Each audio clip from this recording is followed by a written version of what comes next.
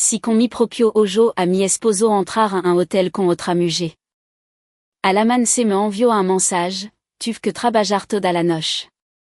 Solo le respondí, baja al vestibulo. Firmaremo el divorcio. Le moteur de ma voiture refroidissait depuis des heures, et moi aussi. Paris dormait, ou du moins faisait semblant, enveloppé dans cette fausse tranquillité de 5 heures du matin. Mais sur le siège conducteur de ma Peugeot 3008, il n'y avait pas de place pour le sommeil, seulement pour le froid. Un froid qui s'était installé jusque dans mes os alors que je regardais, à travers le pare-brise, les lumières de la chambre 314 de l'hôtel Régence s'allumer, faiblir, puis s'éteindre. Ils étaient entrés ensemble. Lui. Alexandre, mon mari depuis 7 ans, portant ce blazer bleu marine que je lui avais acheté en septembre dernier. Elle, une grande silhouette aux cheveux sombres relevés en chignon, vêtue d'une robe rouge éclatante qui hurlait dans la pénombre du parking souterrain. Il riait. Il lui avait ouvert la porte avec ce geste galant qu'il réservait toujours aux clients importants. Un geste que j'avais bêtement cru réservé à moi seul. Ils ne s'étaient pas embrassés à l'entrée. Cela aurait été trop vulgaire, trop évident pour un homme comme Alexandre. Ils avaient seulement échangé un regard intime et complice avant de disparaître derrière les porte-tambours. C'est à ce moment-là que le monde, mon monde, s'était brisé en deux dans un silence assourdissant. Mon téléphone, collé à ma paume moite, a vibré doucement juste au moment où les premières lueurs rosées du matin griffaient le ciel au-dessus de la tour Montparnasse au loin. Un SMS de lui. Éléonore, ma chérie, je suis désolée. Ça va être une de ces nuits. Ce satané bouclage fiscal pour le compte Castel me retient au bureau. Ne m'attends pas pour dîner. Je t'appelle demain matin. Je t'embrasse. J'ai lu le SMS 1 fois, 2 fois, 3 fois. Les mots dansaient sur l'écran. Des mensonges bien polis, professionnels, dignes de l'avocat d'affaires brillant qu'il était devenu. Retenu au bureau, n'est-ce pas? Sauf que le bureau avait un lit king size et vue sur la Seine. Le froid que j'avais accumulé toute la nuit, couche par couche, comme du givre sur une vitre, s'est soudainement solidifié, aiguisé, devenant utile. Ce n'était plus un poids. C'était une arme. Mes doigts engourdis ont bougé avec une précision robotique. Moi, descends. Nous allons signer les papiers du divorce. La réponse fut presque immédiate. Un appel téléphonique que j'ai rejeté sans ciller. Puis un autre SMS. Alexandre, quoi? Pas encore ce drame. Éléonore, tu plaisantes, j'espère? Je suis sous l'eau avec le boulot. Moi, je ne plaisante pas, descends maintenant. Je suis dans le parking. Il y eut une pause éternelle. L'écran affichait, Alexandre écrit, à plusieurs reprises, comme s'il cherchait les mots parfaits pour désamorcer une bombe dont la mèche avait déjà entièrement brûlé. Finalement, un simple SMS d'Alexandre, où ça? Je n'ai pas répondu. J'ai verrouillé mon écran et je suis sorti de la voiture. L'air du matin sentait le café fraîchement moulu d'un bistrot du coin et l'essence. Je me suis appuyé contre le capot, croisant les bras. Il ne tremblait pas. Cela m'a surprise. J'ai attendu. Les minutes s'étiraient. Puis la porte-tambour a tourné, et il est sorti. Il portait exactement les mêmes vêtements que la veille, désormais froissés. Ses cheveux, toujours impeccablement coiffés, étaient en bataille. Son regard cherchait, confus, jusqu'à ce que ses yeux croisent les miens. J'ai vu le sang quitter son visage. Ce fut une réaction physique instantanée. Son masque d'avocat confiant, de mari qui contrôle la situation, s'est fissuré une seconde, laissant transparaître une panique pure. Il s'est avancé vers moi, lentement d'abord, puis plus vite. Il a tenté d'esquisser un sourire tordu et nerveux. Éléonore, mon Dieu, qu'est-ce que tu fais là? Sa voix semblait rauque, lourde de sommeil, fausse. Il a tendu les bras comme pour m'enlacer, mais ma posture, mes bras croisés faisant office de barrière, l'a stoppé net. Qu'est-ce qui ne va pas? Tu m'as suivi? Ce n'est pas ce que tu crois, je te le jure, a-t-il marmonné, baissant la voix. Ses yeux fuyaient les miens, fixant mon visage, ma voiture, les fenêtres de l'hôtel, n'importe où sauf mon âme. Oh, non, ai-je dit. Ma voix me paraissait étrangère, calme, comme si elle appartenait à une autre femme, une femme bien plus forte. J'ai sorti mon téléphone de ma poche. Je n'ai pas ouvert les messages. J'ai ouvert la galerie photo. La première datait de la nuit dernière. Eux deux entrant dans l'hôtel, sa main posée sur le bas de son dos, un geste possessif, intime. La deuxième avait été prise 3 jours plus tôt par le détective privé que j'avais engagé. Alexandre et Chloé, cette même femme en rouge, riant à la terrasse d'un café au bord du canal, partageant une bouteille de vin blanc, sa main sur la sienne. J'ai fait glisser l'image. Il y en avait d'autres, mais la première suffisait. J'ai tendu l'écran devant son visage.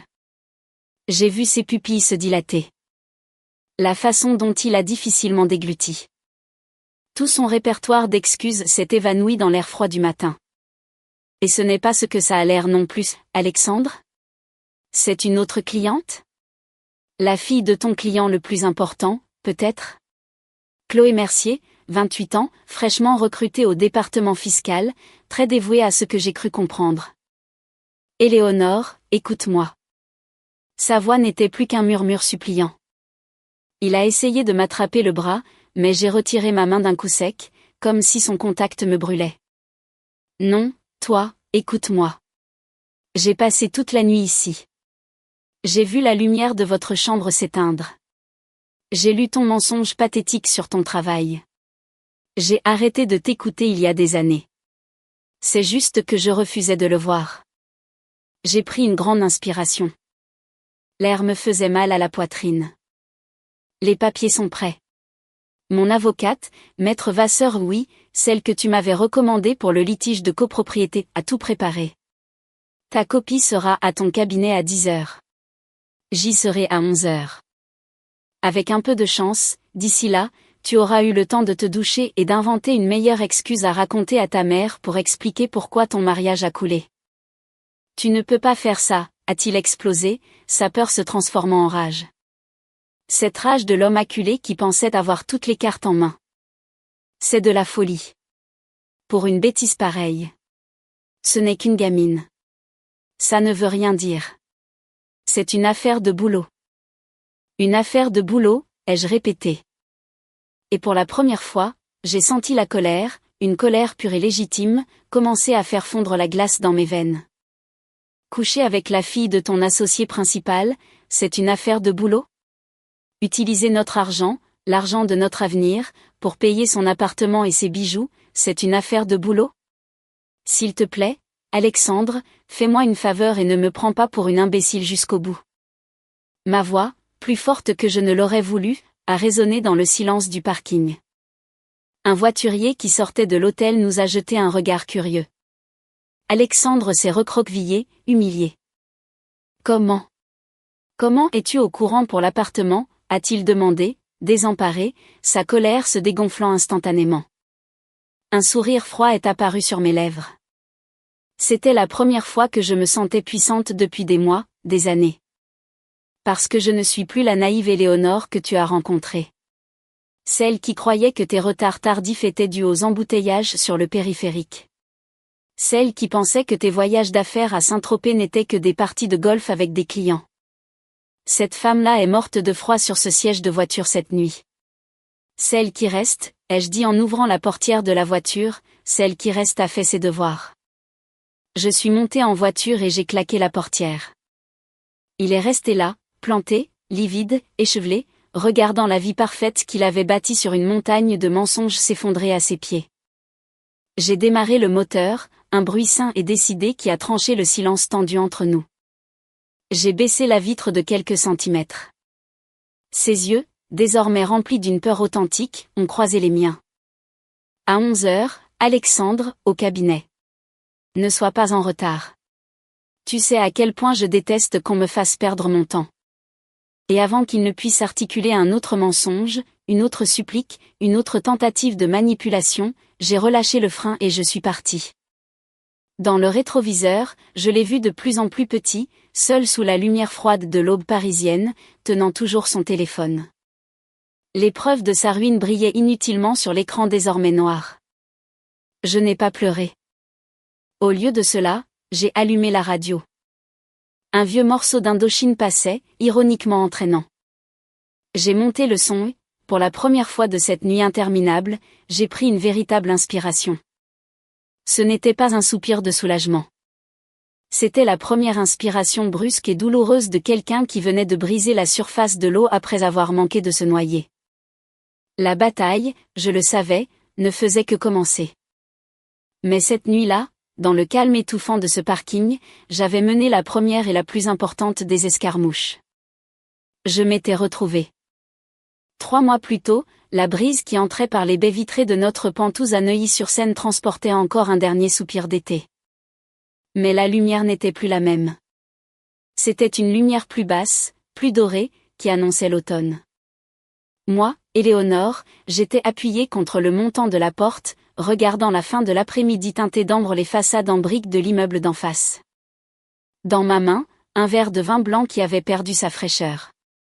Derrière moi résonnait le silence d'un appartement trop grand, trop calme. Cette semaine va être un enfer, ma chérie, a dit Alexandre en sortant de la chambre. Il portait la chemise bleu clair qui lui allait le mieux, celle que j'avais moi-même repassée le matin même. Il a ajusté le nœud de sa cravate dans le miroir du couloir avec ce geste rapide et expert qu'il avait perfectionné au fil des ans à force de comparaître devant les juges et les clients fortunés. Le dossier Castel est sur le point d'exploser. Des réunions tardives, des dîners d'affaires.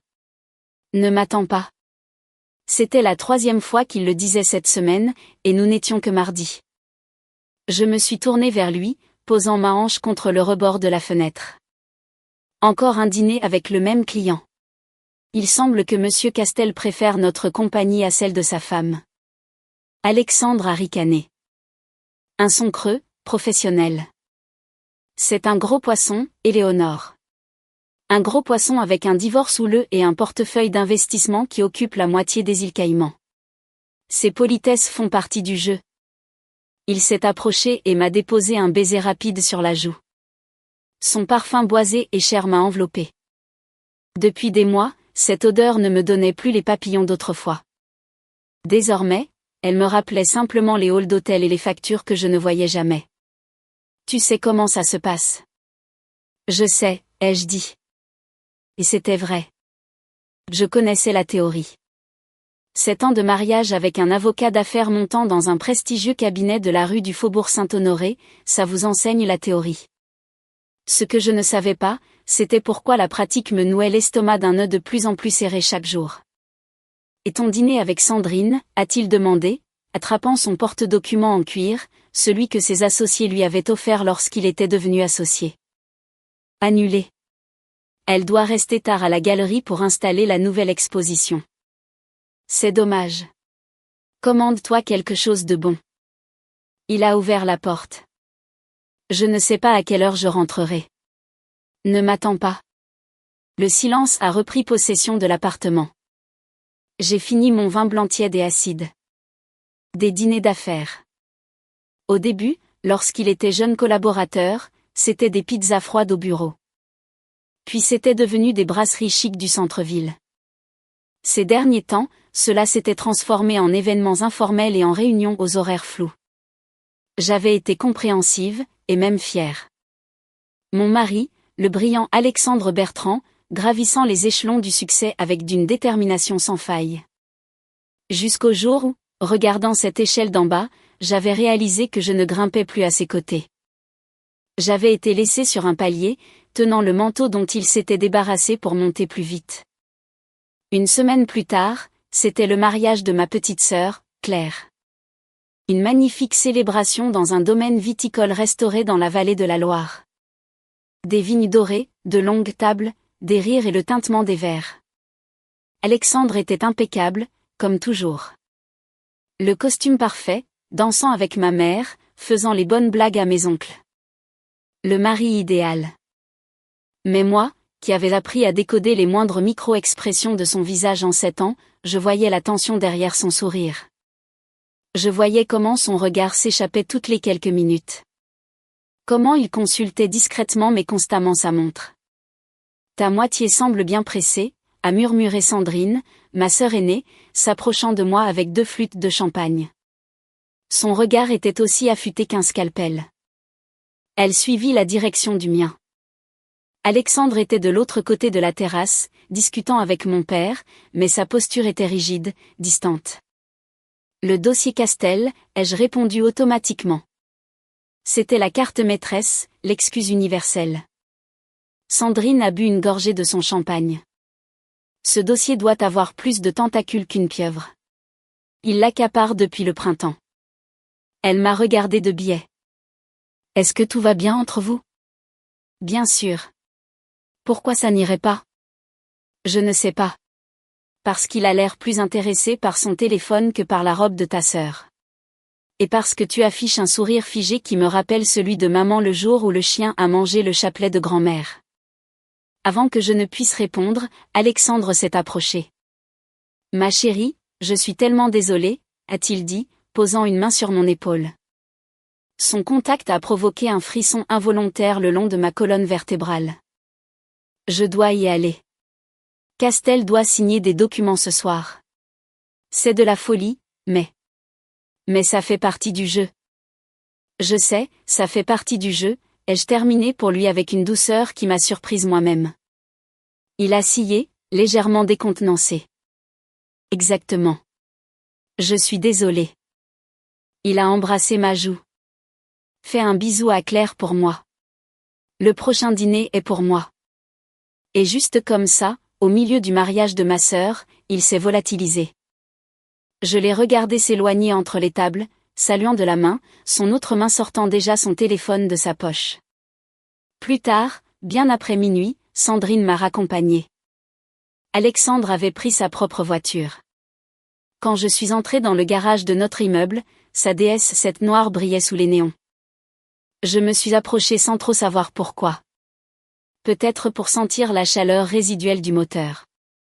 Une preuve tangible qu'il avait été là, que son urgence avait été réelle. La portière côté conducteur n'était pas complètement fermée. Alexandre, d'ordinaire si méticuleux, avait dû être distrait. À l'intérieur, l'odeur de son parfum était encore plus forte. Sur le siège passager, à moitié caché sous le manuel de la voiture, j'ai vu un petit morceau de papier rectangulaire. Je l'ai ramassé. C'était un reçu du bar de l'hôtel Le Meurice. 2 cafés, une eau minérale et un club sandwich. Date, la veille. Heure, 22h47. Payé par carte bancaire. Celle d'Alexandre. Je suis restée complètement immobile, tenant ce bout de papier qui pesait soudain 1 tonne. Il pouvait y avoir 1000 explications. Une réunion de dernière minute près de l'hôtel, un client étranger. Mais quelque chose, un instinct profond et glacial, me murmurait qu'aucune de ces explications n'était la vérité. Le Meurice n'était pas près de son cabinet. Et à 23h, un club sandwich pour 2 n'était pas un dîner d'affaires. C'était un encas de fin de soirée pour quelqu'un qui avait d'autres intentions. J'ai glissé le reçu dans mon sac à main. Je n'ai pas pleuré. Je suis simplement montée dans notre pentouse silencieux. Et cette nuit-là, pour la première fois, j'ai dormi dans la chambre d'amis. Les jours suivants furent un exercice d'observation morbide. J'ai commencé à remarquer des détails. La vague odeur sucrée d'un parfum inconnu sur la veste qu'il laissait parfois traîner sur une chaise. Sa réaction exagérée lorsque, un soir alors que nous regardions un film, son téléphone a sonné et qu'il l'a retourné d'un coup sec contre la table, prétendant que c'était un client agaçant. La façon dont il avait changé le mot de passe de son ordinateur après des années à utiliser le même, notre date d'anniversaire de mariage. Le coup de grâce est venu d'où je l'attendais le moins. Une amie d'école, Pauline, qui travaillait dans un cabinet de conseil. Nous nous sommes retrouvés pour prendre un cocktail sur un rooftop près du canal Saint-Martin. Après avoir discuté du travail, des amies communes et de nos vies, elle a fait tourner l'olive dans son verre et a dit avec une désinvolture apparente qui ne m'a pas trompée, « Au fait, je t'ai vu l'autre jour. » Enfin, j'ai vu Alexandre. Mon cœur a raté un battement. Ah bon? Où ça? Dans ce nouvel endroit branché sur les quais de Seine. Il était avec un groupe du cabinet, je crois, et une grande brune en robe rouge. Ils avaient l'air de beaucoup s'amuser.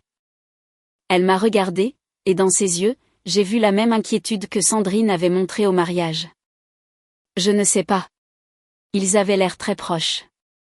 Mais bon, je suis sûre que c'était juste une réunion de travail, non? Sûr, juste une réunion de travail. La même phrase, le même mantra. J'ai hoché la tête, la gorge sèche. Oui, c'est sûr. C'est dîner d'équipe. Mais dans ma tête, les pièces du puzzle commençaient à s'assembler d'une manière qui me terrifiait. Le reçu de l'hôtel, les nuits tardives, le parfum, la fille en rouge, et un nom qu'Alexandre avait mentionné à de rares occasions, toujours avec un ton particulier, professionnellement intéressé, Chloé Mercier. Cette nuit-là, alors qu'Alexandre ronflait doucement à mes côtés, il était rentré à une heure raisonnable, sentant les pâtes et le vin rouge, je suis restée éveillée, les yeux fixés sur le plafond. Le doute, ce serpent silencieux, ne faisait plus seulement son nid dans mon estomac. Il s'était enroulé autour de mon cœur et le serrait fort. Il ne suffisait plus d'observer. Il ne suffisait plus d'attendre que le mensonge s'effondre de lui-même. La naïve Éléonore, celle qui croyait au dîner d'affaires, était restée loin derrière, quelque part entre le reçu du Meurice et le regard compatissant de Pauline. Quelque chose s'est brisé en moi. La résignation, peut-être, ou au contraire, le tout dernier vestige de cette résignation volant en éclats. Le froid que je ressentirais des mois plus tard dans le parking de l'hôtel commençait à se former. Là, cette nuit-là, dans le lit que je partageais avec un homme qui ressemblait chaque jour un peu plus à un étranger. Le lendemain matin, après avoir écouté Alexandre quitter la maison en me lançant un autre « Rentre tard ce soir, mon amour », je ne suis pas restée à regarder par la fenêtre. Je suis allée sur mon ordinateur portable, j'ai ouvert le navigateur, les doigts tremblants mais habités d'une détermination de fer nouvellement forgée, j'ai tapé les mots « Détective privé Paris ». Le dimanche sentait le rôti de bœuf et la culpabilité. L'arôme du rôti dominical que ma mère sortait du four de sa maison de Versailles se mêlait à l'odeur familière du pain du jardin et à quelque chose de plus dense, de plus lourd. L'attente silencieuse qui planait sur le repas depuis mon arrivée, seule. Alexandre travaille encore un dimanche, avait demandé ma mère quand j'étais entrée, l'embrassant sur sa joue qui sentait le savon à la lavande et l'inquiétude. Ce dossier interminable. Ma mère, Martine, avait hoché la tête en serrant les lèvres, un geste que je ne connaissais que trop bien. C'était sa façon de dire « je n'en crois pas un mot, mais je n'insisterai pas pour l'instant ». Mon père, Édouard, lisant dans son fauteuil, avait à peine levé les yeux de ses lunettes en grommelant. Ce garçon bosse comme un chien. Un jour, il aura de quoi s'acheter sa propre île, mais pas le temps d'y mettre les pieds. Ce fut ma sœur Sandrine, déjà assise à la table avec un verre de vin rouge, qui m'adressa le regard qui en disait long. Un regard qui disait « Ça va ? Tu veux en parler ? Parce que si ce salaud t'a fait quelque chose, je l'étripe. » Le repas s'est déroulé avec le brouhaha habituel d'un dimanche en famille. Les enfants de mon jeune frère Paul couraient autour de la table. Ma belle-sœur, Anne, parlait sans s'arrêter des drames de l'association des parents d'élèves de leur école. Mon père pontifiait sur la politique locale. Ma mère servait des portions généreuses, comme si la sauce pouvait masquer les silences embarrassants, mais la tension flottait dans l'air, plus tangible que la vapeur qui s'échappait du rôti. Ce fut au moment du dessert, une tarte aux cerises maison que ma mère apporta de la cuisine, que la bombe tomba, bien que de la manière la plus subtile. Au fait, Éléonore, dit ma mère en s'essuyant les mains sur son tablier. L'autre jour, j'ai croisé Linda, la mère de l'ami d'Alexandre. Comment s'appelle-t-il ? Marc. Enfin bref, j'ai croisé Linda aux Galeries Lafayette. Elle m'a dit qu'elle avait vu Alexandre il y a 2 semaines, un samedi après-midi, au cinéma Le Grand Rex avec des amis. Elle laissa la phrase en suspens, comme un plateau sale que personne ne veut ramasser. Tout le monde, même les enfants, sembla s'arrêter une seconde. Sandrine posa sa fourchette sur son assiette dans un cliquetis sec. « Ah bon ?» demandai-je, goûtant une bouchée de tarte qui avait soudain un goût de cendre. Il ne m'en a pas parlé. « Quels amis ?» Elle n'a pas dit, répondit ma mère en évitant mon regard tout en débarrassant les assiettes. Elle a juste mentionné qu'il était avec des jeunes. Je me suis dit que vous organisiez peut-être quelque chose et que vous aviez oublié d'inviter les vieux. Son rire sonna faux, grinçant. Alexandre a beaucoup d'obligations, maman, dis-je d'une voix trop froide, trop contrôlée. Le travail. Tu sais ce que c'est. Mon père intervint, mal à l'aise avec la tournure de la conversation. Le travail d'abord. C'est normal. Passe-moi le vin, Édouard, dit ma mère. Mais elle n'était pas prête à lâcher l'affaire. Pendant qu'elle aidait Anna à porter les plats dans la cuisine, elle me dit d'un ton faussement léger, « Éléonore, ma chérie, viens m'aider pour le café. Tu le réussis mieux que moi. » C'était un piège, et moi, comme une imbécile, je me suis levée pour la suivre. Dans la cuisine, avec le bourdonnement de la cafetière pour seul témoin, le déguisement est tombé. Ma mère s'est appuyée contre le plan de travail en marbre, a croisé les bras et m'a regardé droit dans les yeux. « Qu'est-ce qui se passe, ma chérie ? » « Rien, maman. Je te l'ai dit. Ne me mens pas.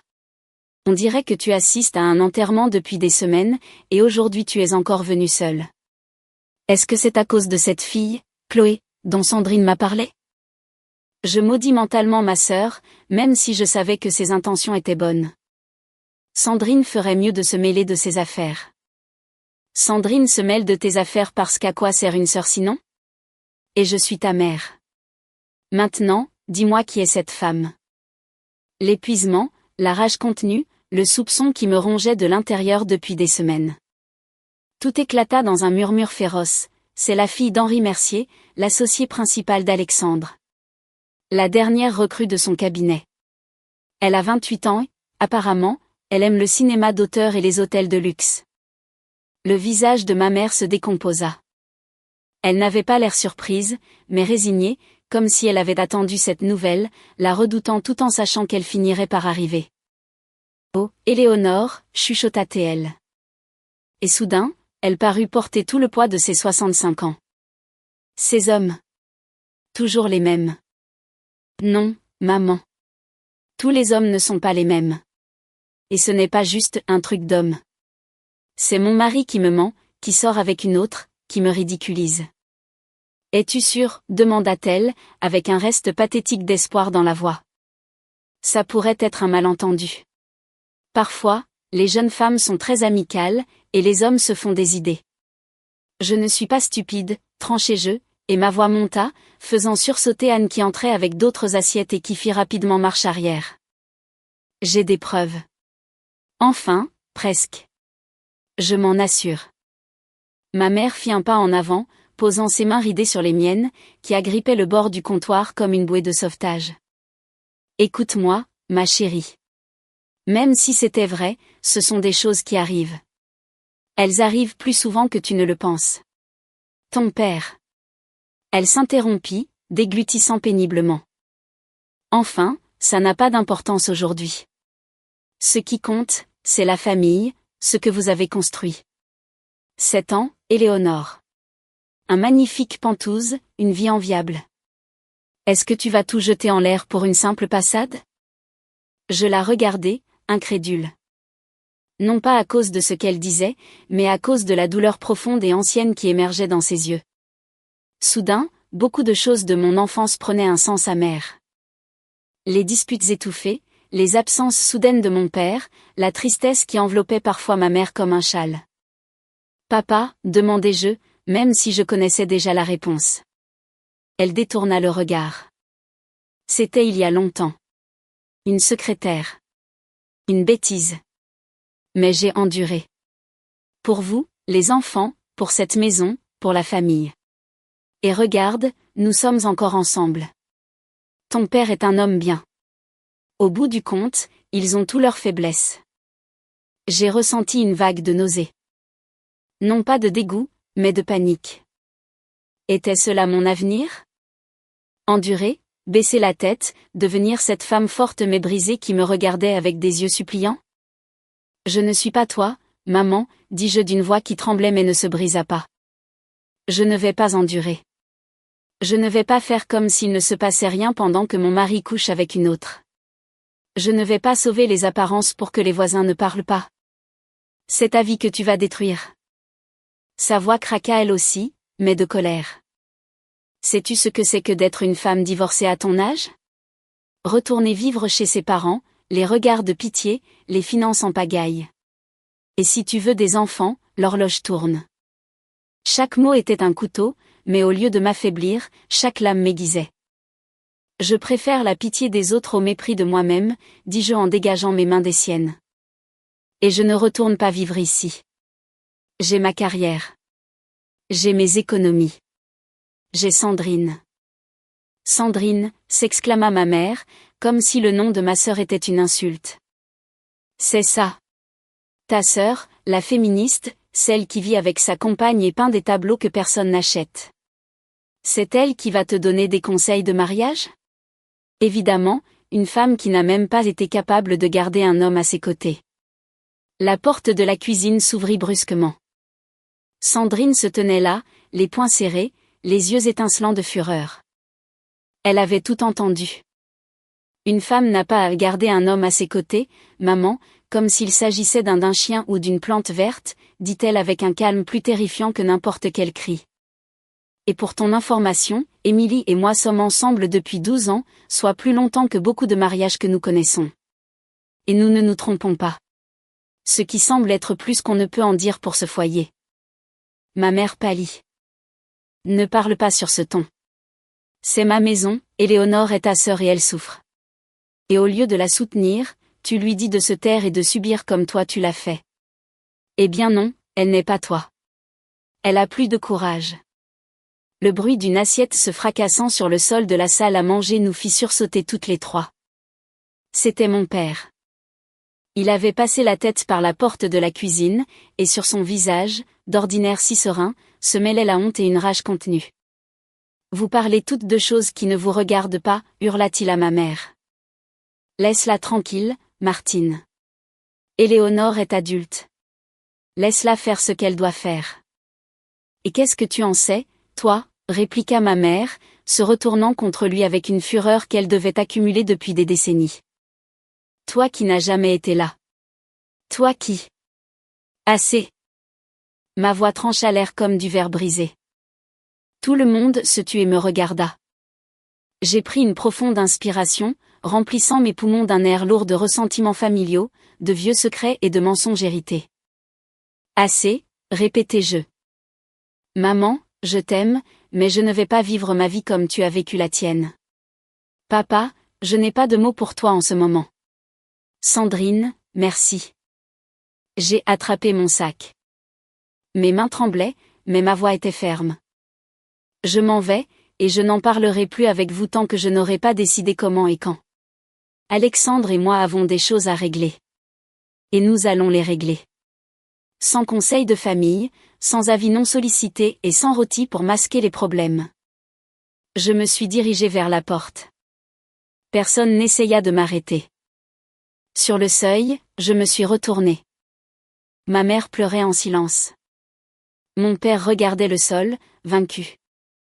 Seule Sandrine soutenait mon regard, et dans ses yeux, je vis une fierté féroce, une solidarité absolue. Une dernière chose, maman, dis-je. Ce n'est pas une simple passade. C'est la fin de mon mariage, et c'est moi qui vais décider comment ça se termine. Je suis sortie dans le hall, puis dans la rue baignée de la lumière du dimanche après-midi. L'air était doux, propre. Il ne sentait plus le rôti de bœuf et la culpabilité. Il sentait la liberté, une liberté terrifiante et douloureuse, mais la liberté malgré tout. Dans mon sac, mon téléphone a vibré. Un SMS d'Alexandre, je finis bientôt. On se fait un dîner? Tu me manques. J'ai regardé l'écran. Ce mensonge si facile, si brillant. Et pour la première fois, j'ai ressenti de la clarté. Je n'ai pas répondu. J'ai rangé mon téléphone, je suis montée dans ma voiture et, avant de démarrer, j'ai sorti mon agenda.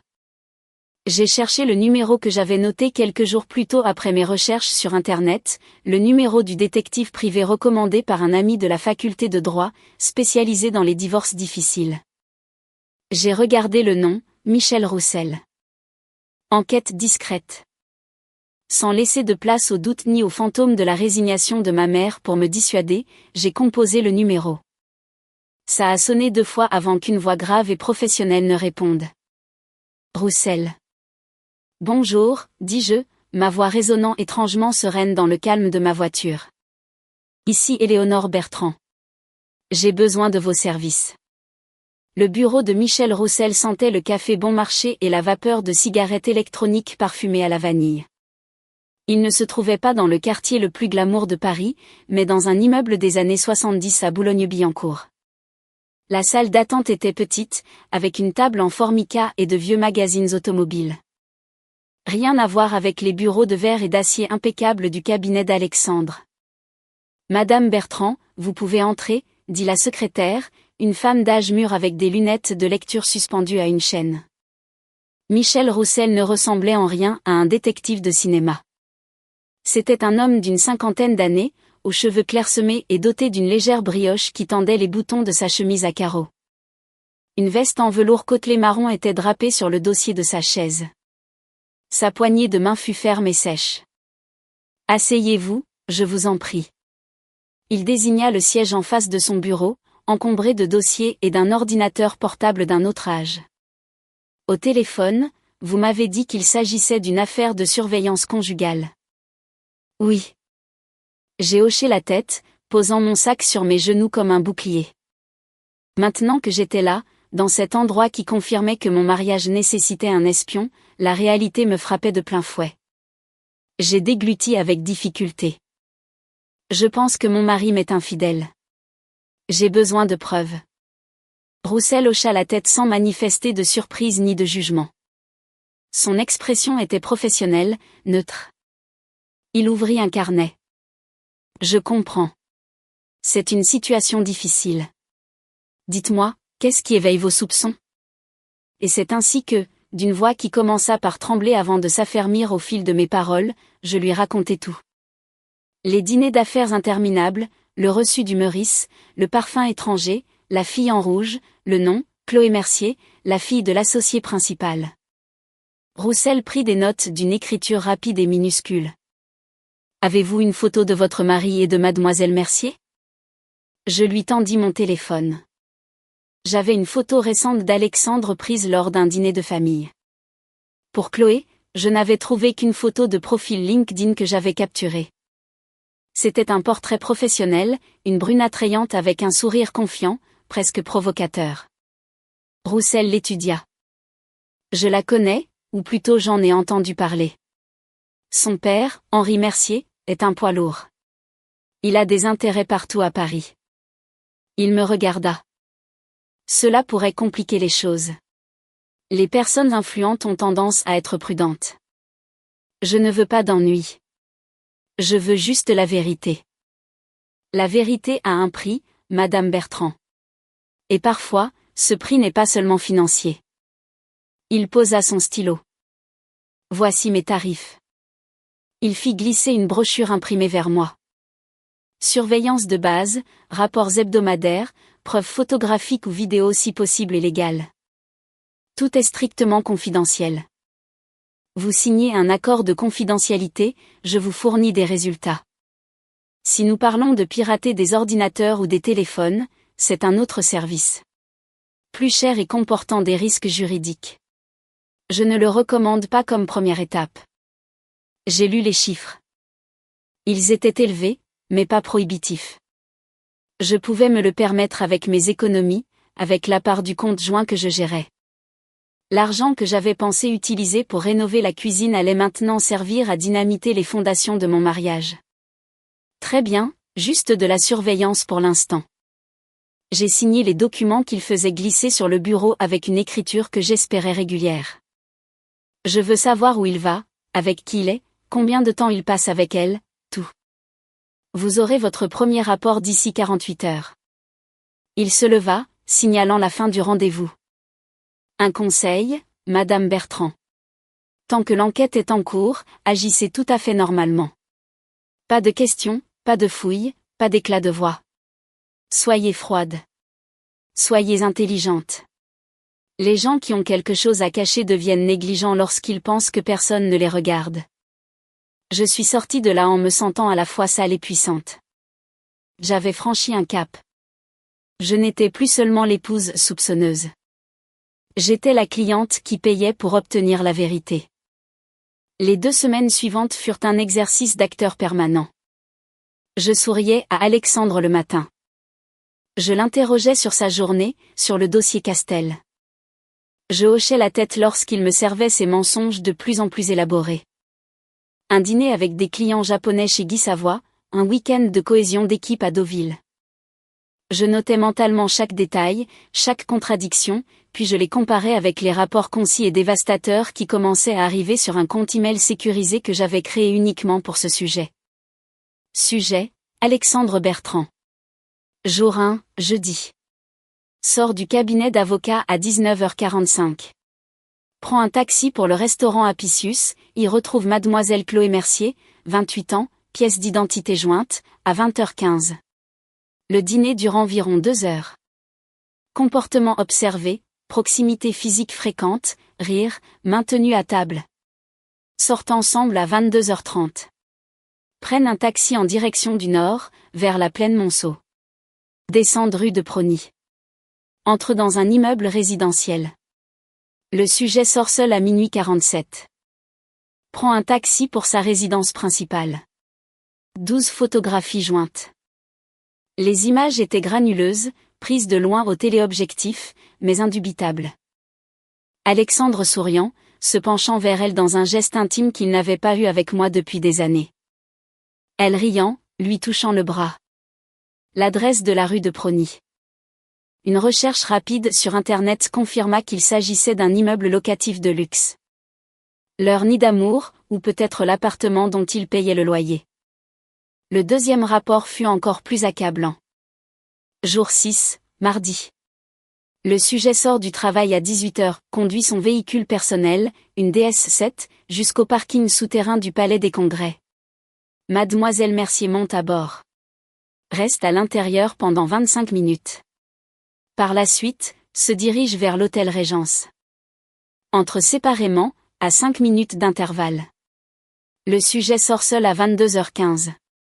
8 photographies jointes et un extrait vidéo, sans audio, de l'entrée de l'hôtel.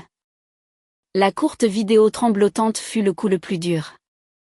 Le voir, mon mari, entrer dans cet hôtel avec cette détermination furtive, fut comme recevoir un coup de poing dans l'estomac. Il n'y avait plus de place pour le doute ou l'espoir. La vérité était cette séquence froide et irréfutable de pixels. Michel Roussel m'appela pour le 3e rapport. Madame Bertrand, j'ai des informations supplémentaires qui pourraient vous intéresser. Nous avons effectué une vérification financière de base à l'aide de données publiques. Votre mari a effectué des virements mensuels depuis un compte secondaire à son nom vers un contrat de bail au nom de Chloé Mercier. L'adresse est celle de la rue de Prony. L'appartement est loué depuis 7 mois. 7 mois, presque 1 an. Ce n'était pas un dérapage. C'était une double vie.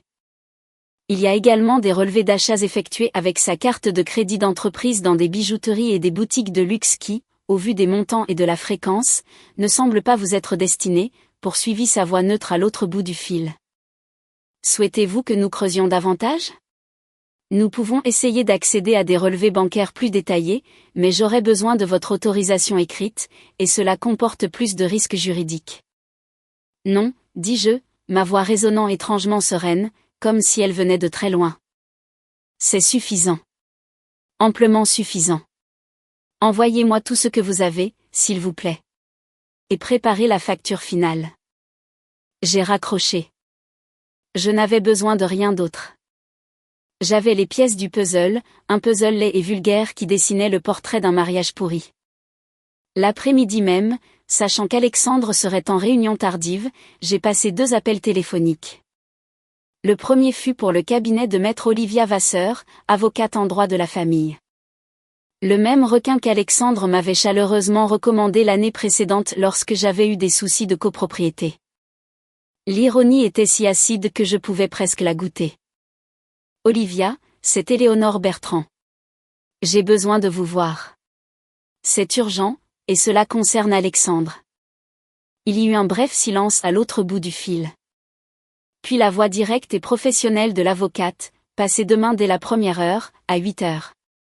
Par la porte arrière si vous préférez la discrétion. Le second appel fut pour la banque, sur la ligne privée de mon conseiller en patrimoine. Kevin, c'est Éléonore. J'ai besoin que vous geliez immédiatement tous les comptes joints, l'épargne et la ligne de crédit. Ne laissez actif que mon compte personnel. Oui, c'est un ordre de la part d'un cotitulaire. Non, mon mari n'est pas disponible pour l'instant. C'est une mesure de sécurité préventive. Je vous expliquerai tout en personne très bientôt. Oui, tout de suite, s'il vous plaît. J'ai raccroché. Mes mains ne tremblaient pas. Mon cœur battait à un rythme rapide mais régulier. Il n'y avait plus de peur. Il n'y avait qu'une froide détermination métallique. J'étais passé du soupçon aux preuves, et des preuves à l'action. Ce soir-là, Alexandre rentra vers minuit. Il sentait l'air de la nuit et un parfum léger et sucré qui n'était pas le mien. Il feignit l'épuisement. Un désastre, ma puce. Ces cadres japonais sont impitoyables. Qu'est-ce que tu as fait de beau ce soir? J'étais assise sur le canapé, un livre ouvert sur les genoux. Les lumières étaient tamisées. J'ai levé les yeux et je les regardais. Je les regardais vraiment, peut-être pour la première fois depuis des mois. J'ai vu la trace minuscule, presque imperceptible, de rouge à lèvres sur le col de sa chemise blanche. J'ai vu le léger gonflement sous ses yeux, non pas de fatigue, mais de l'euphorie contenue d'un homme qui venait d'être avec sa maîtresse. J'ai vu l'étranger qui vivait dans ma maison. Oh, rien d'important, dis-je en souriant. C'était un sourire calme, le sourire de quelqu'un qui a déjà pris une décision irréversible. Juste des affaires de maison. Le calme que j'avais ressenti après avoir gelé les comptes et rencontré l'avocate dura exactement 48 heures. C'était un calme étrange, électrique, comme le silence qui précède la tempête. Je jouais mon rôle. Je préparais le dîner, je prenais des nouvelles de sa journée, j'écoutais ses mensonges de plus en plus élaborés avec un sourire en plastique parfaitement moulé. C'était comme vivre dans une bulle de verre, regarder le monde extérieur se déformer, sachant qu'à tout moment elle pouvait éclater. L'explosion se produisit un mardi après-midi, alors que je pliais du linge fraîchement repassé dans la chambre.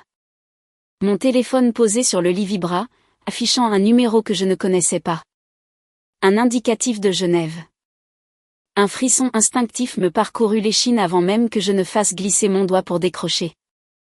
Oui, allô, dis-je d'une voix neutre. Éléonore Bertrand à l'appareil.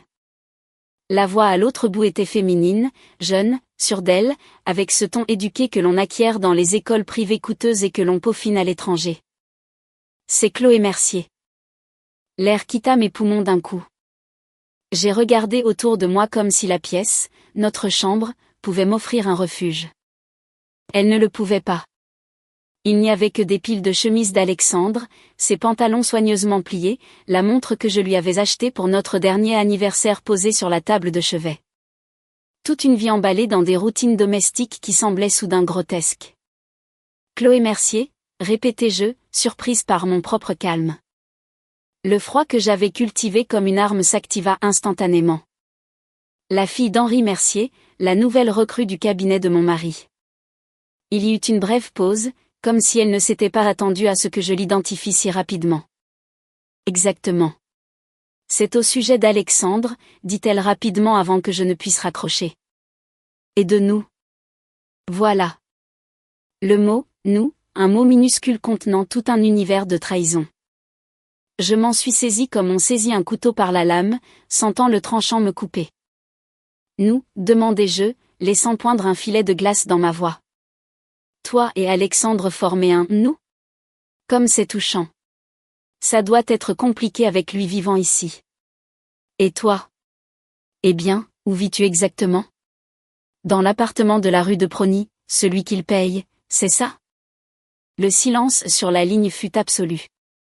Je pouvais presque l'entendre déglutir difficilement, se reprendre. Elle n'était pas aussi confiante qu'elle le laissait paraître. « Tu m'as suivi ?» demanda-t-elle, sa voix perdant une part de son assurance initiale. « Pas besoin de suivre quelqu'un qui ne se cache pas » mentis-je, savourant sa confusion. Puis je me souvins de quelque chose. Soudain, mon index bougea de lui-même. J'appuyai sur l'écran pour lancer l'enregistrement de l'appel. Un petit icône rouge commença à clignoter. Maître Olivia Vasseur me l'avait conseillé, enregistrer tout, même les silences. Mais dis-moi, Chloé, qu'y a-t-il de si urgent pour que tu aies besoin d'appeler l'épouse de ton amant? Je ne suis pas son amante, rétorqua-t-elle, retrouvant un peu de son arrogance. Nous sommes bien plus que cela. C'est compliqué. Ah, bien sûr, compliqué. Comme votre dîner à l'Apicius, ou votre après-midi au Grand Rex, ou vos séjours à l'hôtel Régence. La vérité me semble pourtant assez simple. Ce n'est pas une plaisanterie, Éléonore. Ce que nous avons est sérieux. Alexandre et moi sommes amoureux. Le mot « amoureux » me frappa au plexus avec la force d'un poing, mais je ne pliai pas. Au contraire, je me redressai. Le linge plié tomba à mes pieds, ignoré. Amoureux, répétai-je avec un rire sec et tranchant. C'est magnifique. Et quand cette idylle a-t-elle commencé? Il y a 7 mois? Quand il a loué l'appartement pour toi, ou avant? Quand il t'a pistonné dans le cabinet de papa pour t'avoir plus près? Il ne m'a pas pistonné, explosa-t-elle, et pour la première fois, j'entendis une véritable colère dans sa voix. J'ai un master de la Sorbonne. J'ai mérité ma place. Et quelle chance que ton père soit l'associé principal. Et quelle coïncidence que ton superviseur direct soit Alexandre. Et que vous ayez besoin de tant de réunions privées pour réviser des contrats. Ce doit être un travail très accaparant. Tu es juste aigri. Tu ne peux pas le garder à tes côtés s'il ne t'aime plus, lança-t-elle sur un ton moqueur. Tu ne le vois pas? Il est resté avec toi par pitié. Par habitude. Je lui apporte quelque chose que tu n'as jamais pu lui donner. La brûlure de la rage monta dans ma gorge, mais je la ravalai. Non, je n'allais pas lui donner cette satisfaction. Au lieu de cela, je baissai la voix, la rendant presque confidentielle, doucement venimeuse. Et qu'est-ce que tu lui apportes, Chloé? Ta jeunesse? Un nom de famille qui ouvre des portes? Pourquoi tu ne me le dis pas? Quand vous êtes dans cet appartement qu'il paye. Est-ce qu'il te dit à quel point je suis ennuyeuse? À quel point il est reconnaissant que tu sois entrée dans sa vie? Ou est-ce qu'il te parle du crédit immobilier, des obligations familiales fastidieuses, de la fatigue de devoir faire semblant jour après jour? Elle prit une profonde inspiration. Tu n'en as aucune idée. J'ai une idée très précise. J'ai des photos. J'ai des reçus. J'ai des relevés bancaires. J'ai les rapports d'un détective privé qui vous suit depuis des semaines. Je sais tout, Chloé. Jusqu'à la marque de ton parfum, le vin que tu commandes à l'Apicius. Je sais absolument tout. Cette fois, le silence fut différent. C'était un silence chargé de panique. Je pouvais le ressentir à travers le fil. Non, tu ne peux pas prouver que mon mari utilise les fonds du mariage pour financer sa jeune maîtresse, qui se trouve être la fille de son patron, compromettant non seulement notre mariage, mais aussi la déontologie du cabinet. Évidemment que si, je le peux, et je vais le faire. Il m'aime, dit-elle, mais sa voix semblait faible, comme celle d'un enfant grondé. Alexandre n'aime que lui-même, Chloé. Tu es un accessoire. Un accessoire cher et peut-être amusant, mais un accessoire malgré tout. Quand tout cela va exploser, et ça va exploser, papa ne va pas être très content, et Alexandre devra choisir. Tu parierais qu'il me choisira? Avant qu'elle ne puisse répondre, je lui assénai le coup final. Celui que je préparais depuis que j'avais vu son profil LinkedIn, depuis que j'avais découvert qui elle était.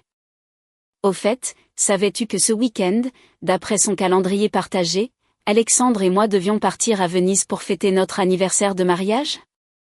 Il en parle depuis des semaines, de l'hôtel, des restaurants. Il avait l'air très excité. C'était un mensonge. Il n'y avait aucun projet pour Venise. Il n'avait pas parlé d'anniversaire depuis des mois, mais c'était le genre de détail intime et cruel qui pouvait percer l'armure d'une maîtresse qui se pensait l'héroïne d'une grande romance. Il y eut un halètement, un petit bruit étouffé, puis plus rien. Il ne t'en a pas parlé, ajoutai-je avec une fausse douceur. Comme c'est étrange. Il a dû oublier, tellement occupé par le travail. J'ai raccroché. Mes mains tremblaient maintenant sous l'effet de l'adrénaline, de la rage contenue, d'une sorte de triomphe sauvage et douloureux. L'enregistrement était sauvegardé. Je la tenais. J'avais planté le couteau du doute dans sa confiance de fille de riche. Mais la victoire avait un goût de cendre. Moins de 10 minutes plus tard, le téléphone sonna de nouveau. Cette fois, c'était Alexandre. J'ai laissé sonner 1 fois, 2 fois, 3 fois. À la 4e, j'ai décroché. Je n'ai pas dit un mot. Éléonore. Sa voix était tendue, agitée. Qu'est-ce que tu as dit à Chloé? Elle vient de m'appeler en crise de larmes. Bonjour, mon amour, dis-je avec un calme qui dut lui paraître spectral. Comment s'est passée ta journée? Beaucoup de travail? Ne te fous pas de moi. Tu l'as menacée? Tu lui as dit que tu nous faisais surveiller? Nous avons juste eu une discussion de femme à femme. Elle m'a appelé, tu sais, pour me dire à quel point vous êtes profondément amoureux. C'était très instructif. Je l'entendais respirer l'air lourdement à l'autre bout. Je l'imaginais dans son bureau, sa cravate desserrée, jetant un coup d'œil à la porte, terrifié à l'idée que quelqu'un puisse entendre. C'est juste une gamine, Éléonore. Elle est confuse. Elle a confondu une attention professionnelle avec autre chose. Ça ne veut rien dire. 7 mois de loyer, des dîners dans des restaurants étoilés et des après-midi à l'hôtel Régence, c'est de l'attention professionnelle? Eh bien, le budget de représentation de mon entreprise est beaucoup plus serré. Le silence fut absolu. Puis un murmure enroué, empli d'une peur que je ne lui avais jamais connue. Qu'est-ce que tu sais? Tout, Alexandre. Je sais tout. Et j'en ai les preuves sur papier, en version numérique et enregistrée, comme la conversation que je viens d'avoir avec ta gamine confuse. Tu es folle, hurla-t-il. Mais ce cri sonnait désespéré, dénué de toute force réelle. Tu as engagé un détective. Tu m'espionnes. Je surveillais nos biens communs, qui se sont avérés investis dans un appartement pour ta maîtresse, dans des bijoux et des voyages. C'est incroyable le nombre de dépenses professionnelles qui n'ont pas de reçu. Chérie, c'est la fille de mon associé, cria-t-il. C'est compliqué. Si son père découvre qu'il y a des frictions, il pourrait. Il pourrait quoi? Te licencier? Laisser sa petite fille gâter sans son nouveau jouet, le couper sèchement. J'en avais assez.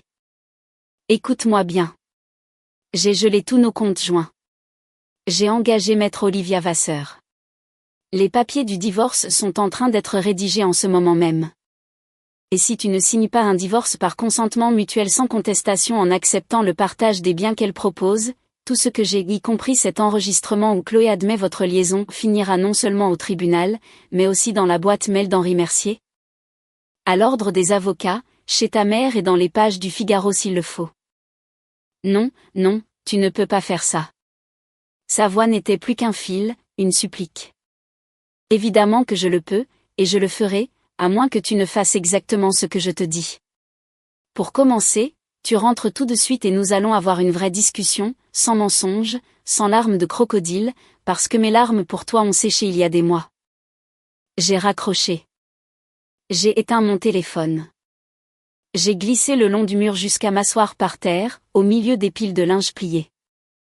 Mon corps tremblait de la tête aux pieds, comme si j'avais de la fièvre. Mais à l'intérieur, dans un endroit profond, il y avait un noyau de glace parfaite, immobile et dur.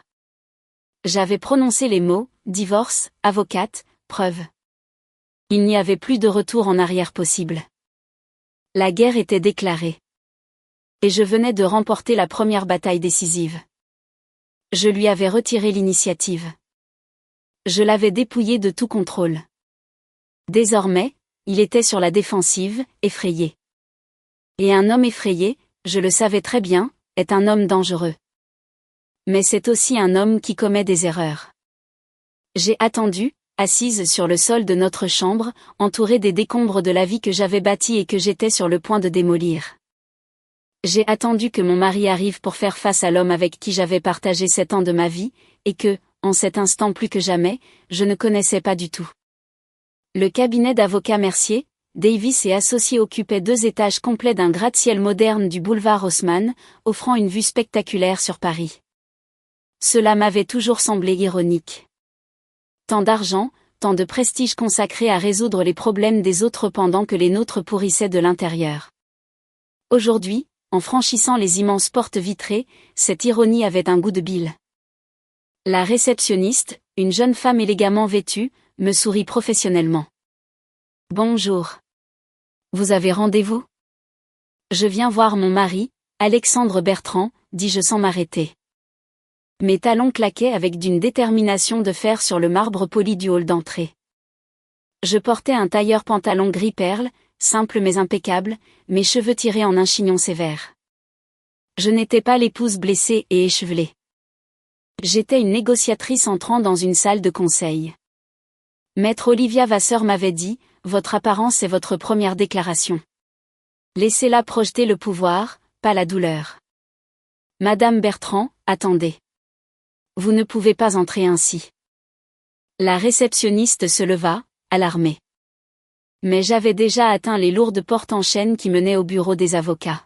« Détends-toi, Laurence, » dis-je, me souvenant de son nom grâce à une fête de fin d'année du cabinet. Mon mari m'attend. J'ai poussé les portes. Mon cœur battait fort, mais c'était un battement ferme et régulier d'adrénaline pure, pas de peur. L'espace de travail ouvert, avec ses bureaux de designers et ses jeunes collaborateurs tapant frénétiquement sur leur clavier, plongea dans un silence inconfortable. Certains me reconnurent et baissèrent les yeux. D'autres, les nouveaux, m'observèrent avec curiosité.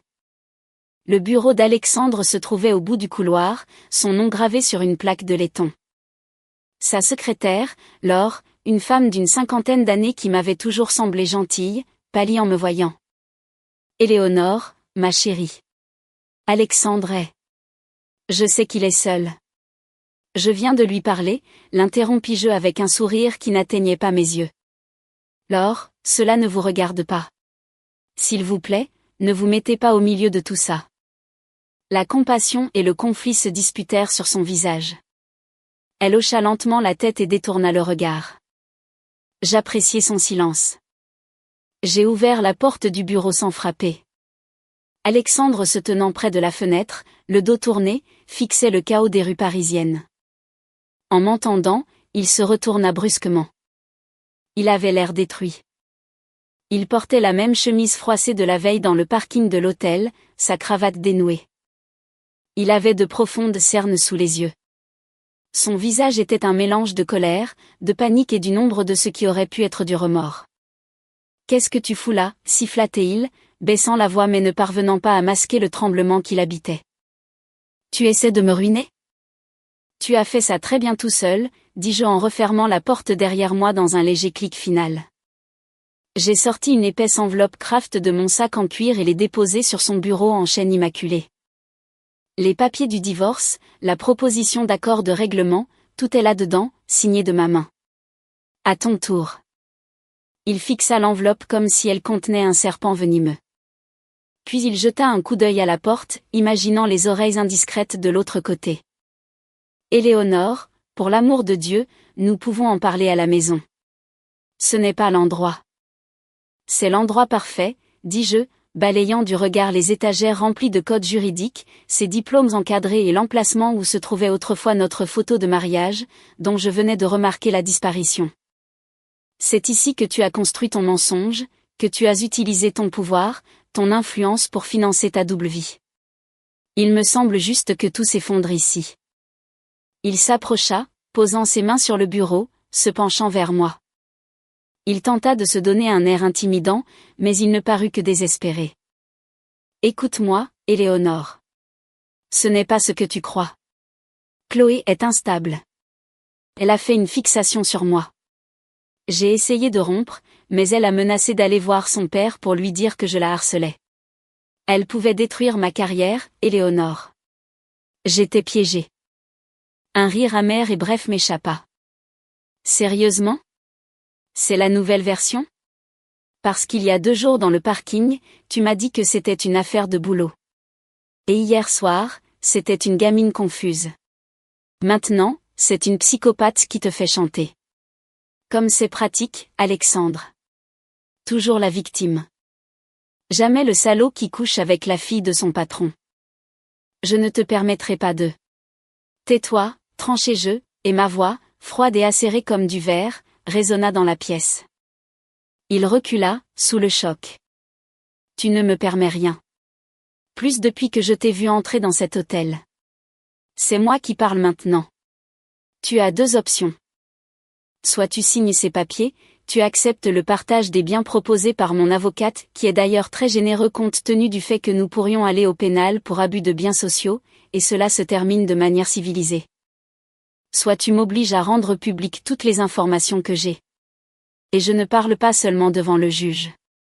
Je parle de les envoyer à chacun de tes associés, de tes clients, à la presse financière. Un avocat d'affaires de renom pris dans un scandale de détournement de fonds avec la fille de son associé. Ça sonne plutôt bien, non? La porte du bureau s'ouvrit violemment. Henri Mercier, l'associé principal, le père de Chloé, un homme d'une soixantaine d'années avec la carrure d'un vieux boxeur et le regard d'un faucon, apparut sur le seuil.